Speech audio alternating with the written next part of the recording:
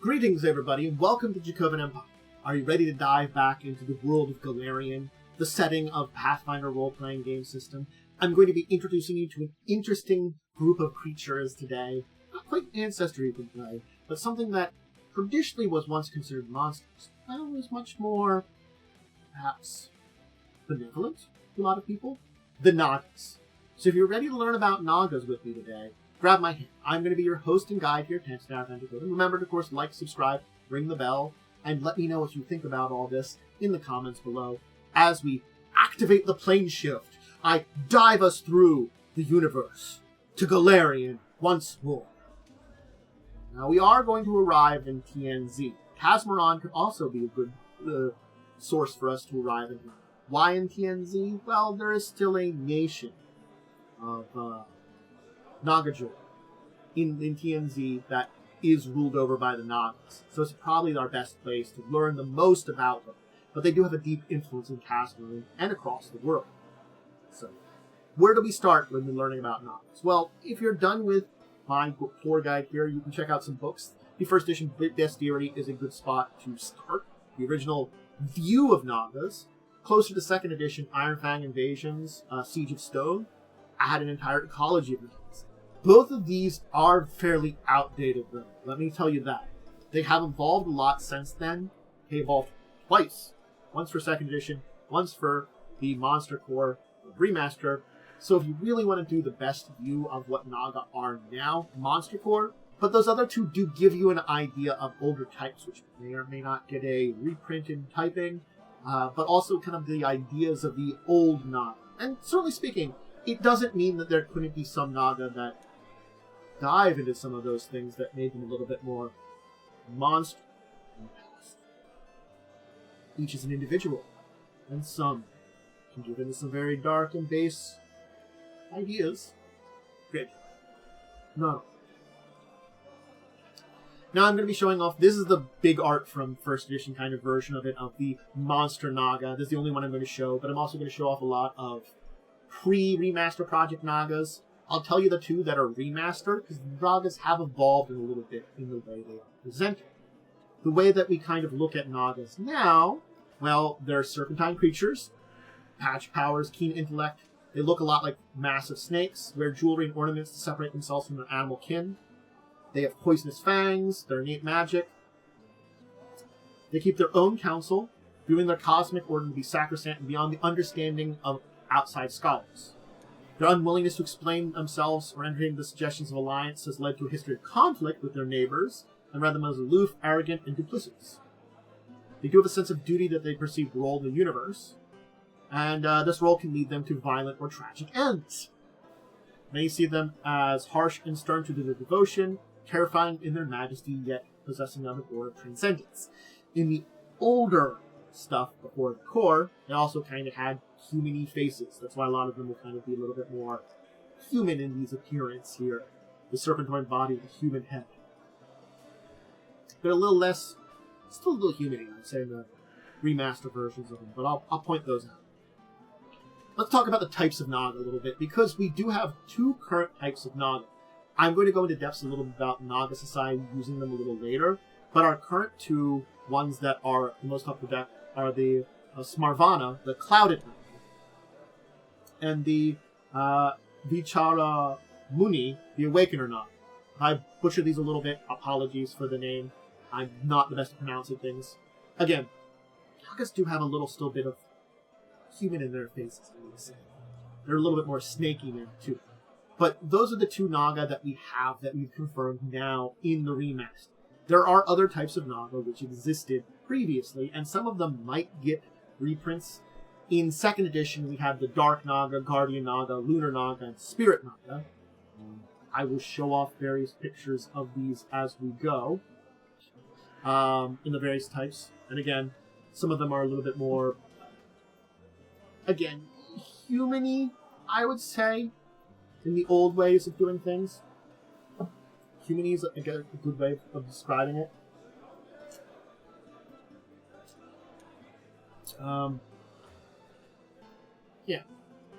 Yeah, human, we can say that. But there were some other types from first edition beyond those, and some of the ones that are mentioned. The full list, if we go by what was in first edition, was Dark, Deep, Dream, Guardian, Lunar, Royal, Slime, Spirit, Water. Water Naga showed up, I think in Buccaneers of Shackle Sea, the Skulls and Shackles Adventure Path shows up definitely there. It was like a water one, Subterranean Dark Naga, Benevolent Guardian Naga, Spiritual Lunar Naga, Benevolent Spirit Naga, Five-Headed Royal Naga. So you see there was a lot more Naga types in the past. And now we're down to 2. But again, those 2, we might get more in the future. And this is a Spirit Naga that I'm showing off the picture. I just wanted to go kind of into that, just to give you an idea of where Naga were and where Naga are. And some of these we might get more of, too. And some of these were in 2nd edition, so you might be able to use them still. Again, it's hard to say where the division of the various Naga have existed. Now, this is a Lunar Naga. Hey, a Lunar Naga. Anyway, let's talk about the history of the Naga, just a little bit here. So, according to their myth, they are children of Radithra, the Vudra goddess of snakes. She once tried to grant her children immortality, but was stopped by the god Grusha and the first Gudra Garuda Sudachla, pardon butchering this, apologies, causing the Nagas to spread in different directions, diverge in different subspecies, and also began the enmity between Nagas and Garudas.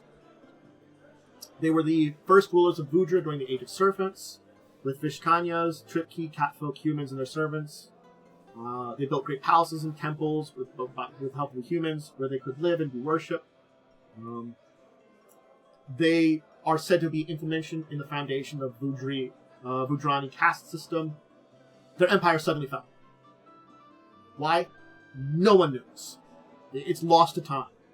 There are blames of the deities, infiltrations for others, Desna putting them to sleep for 444 years where the empire crumbled. Some in Pathfinder society claim could have just been mundane human rebellion. But Vudra, as a controlling point as part of their empire, fell. And the remaining Naga have been a little bit more paranoid when it comes to new civilizations. And again, this leads to some of the darker aspects of living in ruins, away from human society.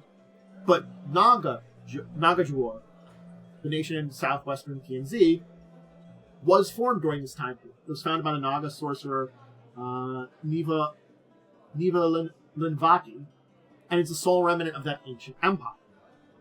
And this is a fact that exists within there too.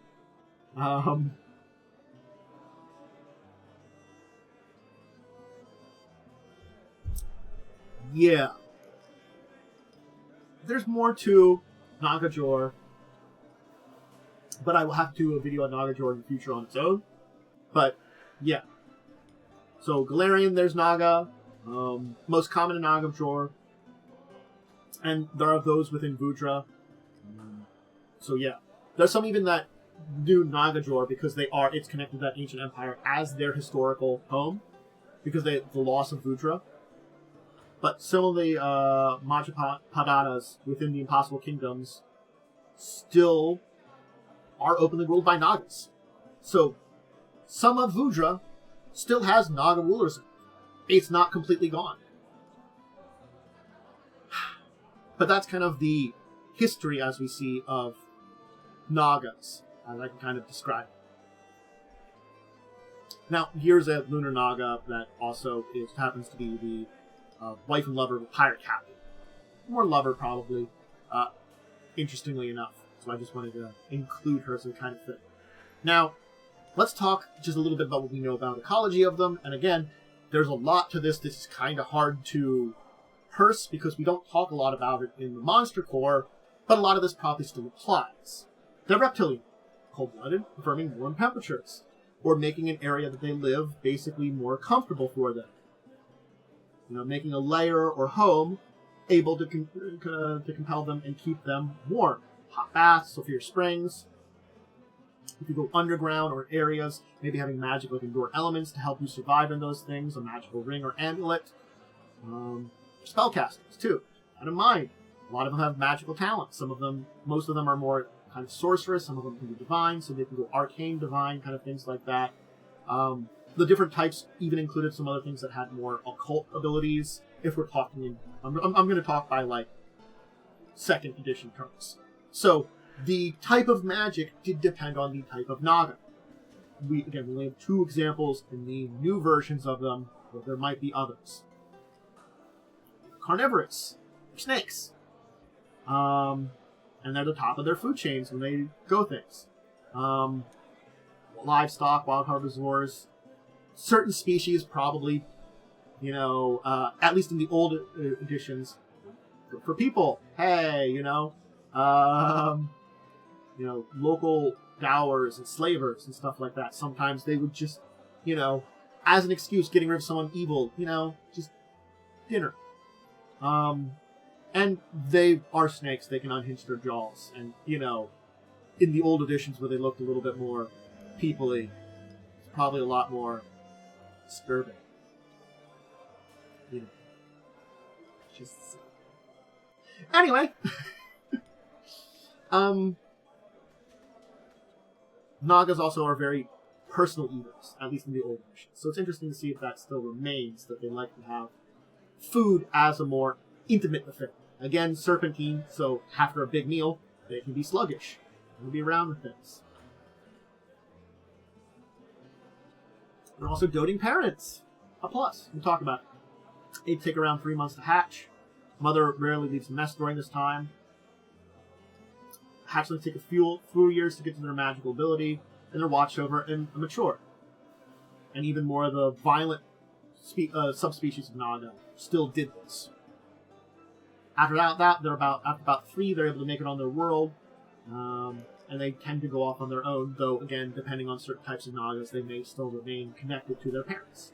Talk about that also for the 2 types of talk about society and stuff like the rules we know about.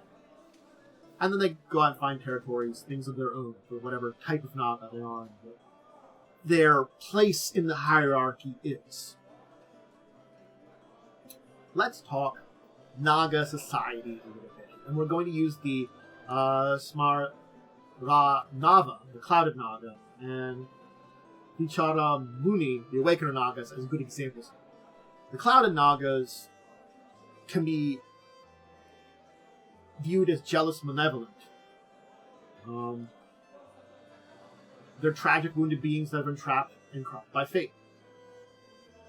The beheading of their mother goddess, Thitha, has a trauma that's in all of them. They never recovered from this. And they live wretched half-lives attempting to fill the forgotten purposes by tempting and testing mortals they encounter. They separate the wicked from the righteous, the worthy from the unworthy. And they have dark scales.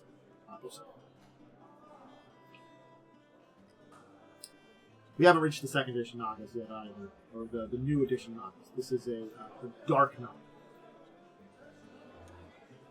We're getting to it.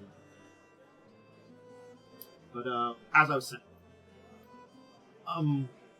dark scales rendered day grawl by the Struckstead skin, eyes of milky white. So yeah, they're unfortunately ones that are very on their own, separated. They're not connecting with it. They don't have a society. On the other hand, oh, sorry, I didn't mean to switch our Nagas. I gotta circle through all of them. Oh no, mistake in the middle of the thing. Don't mind me. I've lost my mind. We're back in. The Awakener Nagas are benevolent, wise people of people and places. So this connects up with the 2 kind of sides of Naga. But all tend to be more testing and not necessarily an enemy in a lot of ways, interestingly enough. They seek to guide and nurture the world around them, sensing mortals and locals of potential significance, and they provide instructions, divine trials to forge their rewards towards strength or an understanding of right and wrong. The taskmasters, these students, they can attract, they're attentive in guiding their own young to similar way, the Awakeners are. Upon reaching adulthood, they provide a final trial before encouraging them to depart the nest to seek out their own natural wonders or promising mortals. Sometimes generations may guard a place or family line, and, the honor from parent to child. The parents aimed for at least one of their children to stay behind and become a guardian of their ancestral ward. So you can see that they have complexities to their society. And again, we're not talking about Nagajor. I'll talk about that in its own video. It has its own unique society that's based on the old Naga civilization. But we will talk about that in a future video. So yeah. But each of them does take a role in some divine thing. They still do, even in the remaster. Now, hey, here's our friend, the Guardian. Now, there is some things with Nagajor that we do have to mention because they are... It's information that relates to the Nagaji, the serpentine people, which I believe I've done a video off the top of my head. I'm trying to remember all of them. But anyway, if you want to go check out the video on them, that's mostly up to date. I did that approximately half a year ago. Nagaji, and probably some information with the updates from TNZ that I didn't have from them. But again, it's probably a pretty good video that gives you a general idea of how they were going into from first into second edition. Getting into where they are in the remaster project, that's still in my time period before I'm getting a lot of that information. We're getting more and more of what's going on in the remaster core project now. Anyway, as at last Haven, the successor of Fate, they were the first to have the Nagaji, the magically kind of created children of Nagas. In the first edition lore, what they were to do is basically a crossbreed between Naga and human volunteers. That were more servants that could be used. Their changes have basically evolved since then. They have a little bit of evolution to their people, so keep that in mind. But it is also important to keep in mind kind of where things started with in the entire thing.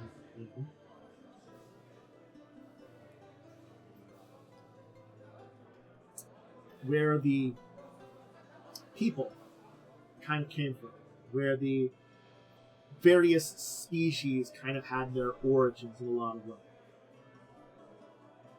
And again, the idea that the Nagaji were created by the goddess, that kind of do that, creating the servants of them together. But, yeah. There's a lot of legends and rumors about them to keep in mind. Goodbye, Guardian Naga. Nice to see you. Our last of the old images. So you can see the difference between the old and new images. This is the...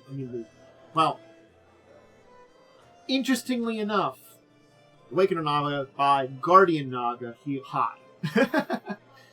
We do have to talk about their faith to a little bit of degree before we kind of move on from them in the view of their religion. Because certainly speaking, there is a lot of spirituality that can be connected with them, with their, connections to a divine being.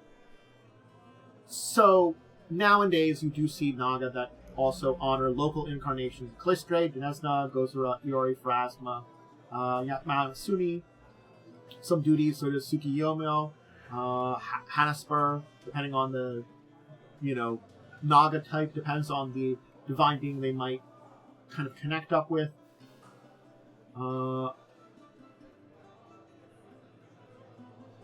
There are some connections to deities from Gudra, of course, too. But there's also those that are being more corrupted by other deities, too. Some of the fallen things like Golarion, Lamashtu, Abraxias, Yezing. So, again, similar to a lot of humans, there's a lot of variety in the deities and the face that they have. And yes, their creator doesn't exist the same way anymore, so they really can give thanks to it. That doesn't really exist to give worship to it. And then, of course, here, our good friend with the interesting kind of human-y face here, the Clouded Naga, Smara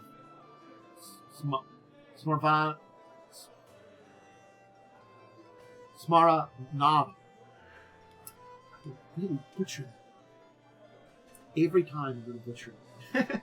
We also know a major area in Quadri In the Pashman region of that desert, there's a bunch of Nagas too. So that's just an extra little area to mention. We're using this one. In Quadria, we also get Nagas. Again, these are major groups of Naga. Kazmara, TNZ, Quadria. Quadria technically being on the edge between Kazmaron and Avastia. The different continents. But, yeah, there's Naga in a nutshell. It's an interesting one because I feel like it's evolved twice now. And that's the big thing about it. It's evolved twice. Our first edition Naga is very traditional monster, and actually very traditional, hey, Dungeons & Dragons influence versions of Naga. When we get into second edition, we're walking away from that and walking towards what version of Naga that is historical. And what I mean by historical is myth and legends of where the Naga come from. The Naga is a creature of our myth and legend. And by the time we get to Monster Core, it is very much so a creature of legend. But it's also something that reflects a lot of the changes in things. It doesn't mean something can't be threatening and dangerous and an enemy to you. It means that it has purpose and directions and stuff like that. And it has its own society of building all kinds of things that things are deep and individuals could be a problem, but you couldn't generalize as much anymore. There certainly are generalizations that are taken. And the evolution of the Naga shows this off very heavily. We can see that the Monster Core version of the Naga are very interesting. And they live up to some of that more legendary status of things. And there are a lot more serpent. But I'm going to say, looking at the pictures of those two, and if you want to look them up, they are still very kind of human in their facial structures. A little snaky. But that little bit of that human-y face still exists there. Not as much as it did in the old. I think the evolution from first edition to second edition to the remaster now, you can see how it's definitely evolved in that. Very interesting. So, anyway, I'll leave that. I hope you enjoyed learning about the Naga. It was a fun one to talk about. Definitely it was a fun one to dive into. And I want to do more of these, like, species, ancestries that are probably less playable, but are still more interesting to things that you could develop with. Certainly speaking, encounters with a Naga are very interesting, and they're a lot more than just, it's a monster we're going to fight. And we can see that now a lot more. And that's why I want to talk about some of these, because yes, some of these are still a fight. It could still be you find a Naga that is a threat and dangerous to you. But more and more, you can find things that are more either benevolent, or just maybe something that you can deal with, communicate with. That's the stuff that's kind of evolving and very interesting and I want to discuss a lot more. And I'm glad you were able to join me for this discussion. Anyway, we'll check out more of my stuff. You're going to check out my schedule, which is up on my Discord, Blue Sky, Twitter/X, and my community page on YouTube. It lets you know I'm live on Twitch, doing anything over there, whether it's tabletop or gaming. Check out Discussing Tabletop Saturdays at 6. And any of my TTRPGs, but if you want to check out old ones, you can always go over to YouTube. And the YouTube side is just when I'm uploading stuff, generally speaking. Subject to change, keep that in mind, but that's a general schedule of things. Gives you an idea of when I'm doing stuff. Remember, of course, do the big things to support the channel here on YouTube. Like, subscribe, ring the bell. Let me know what you think about this. Think of Nagas. Have you encountered them just purely as enemies, or something different? The Water Naga my characters encountered in Buccaneers of the Shackled Sea, when I ran that, was just desperate, starving, thirsty, like, had been suffering, and was kind of in a kind of fugue state, confused, because they were washed away by a sudden flood. And you get into a fight with it, you can make peace with it. It doesn't want to get into a fight with you. It doesn't want to bother the people in the settlement. It's like, oh, sorry, you can communicate with it and make deals, and it's very interesting. You can deal with it and learn stuff from it. And it's not a monster. Even in first edition, I think they were doing it much better there. And yeah, there were probably still some threatening Nagas. But there were plenty that were just beings. And I like that we're defining it and creating it and having this a lot more. Anyway. Alright, I'll make it going. Maybe hang out with Twitch a little bit more and do some tabletop recordings, all that kind of stuff. But until the next time, I bid all of you out there a deep and wonderful farewell.